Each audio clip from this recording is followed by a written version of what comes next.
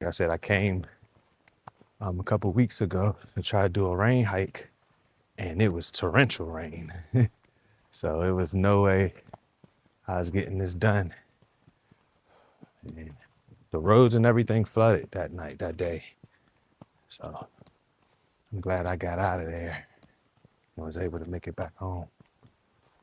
Yeah, we got a whole canyon right here. So good, man. Such a good place.